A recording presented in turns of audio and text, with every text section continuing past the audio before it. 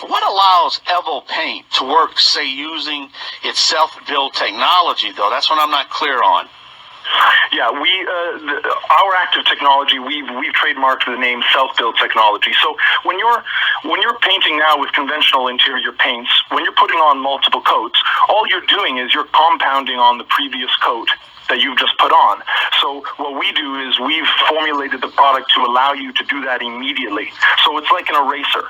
So if you've got say a dark blue wall and you want to paint it white, the product compounds on itself instantly as you roll, and that's what gives you the film build and the complete coverage over the color you're going over. So that's what we call self-build technology. It's a self-forming film. I need to stress to your listeners that this is what we call the last standard in painting, because you can never paint less than a single coat. So this is the first and only one coat paint. Doesn't matter what color is on the wall. Doesn't matter unpainted drywall with joint compound. You are putting on a true single coat, and you're going to save 66% of your labor and 66% of your material costs.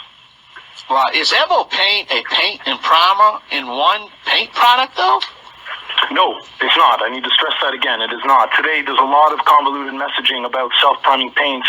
What is a paint and primer in one can product? What big companies, paint companies have done now is they've convinced the public and the independent retailer to stock products where customers are paying more money out of a more expensive gallon for their primer coat. Instead of using an inexpensive primer for the primer, now you're still putting on the same amount of coats, but you're putting on your primer coat out of the more expensive can, and then you have to use the same can for your finish coats. So I need to stress that EVOpaint is not a paint and primer in one. It is a true one-coat paint.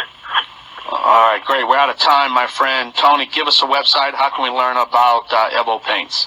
Yes, EVOpaint. EVOpaint. Yeah, EVOpaint. That's the same thing. It just referencing evolution, right? So EVOpaints, EVOpaints.com.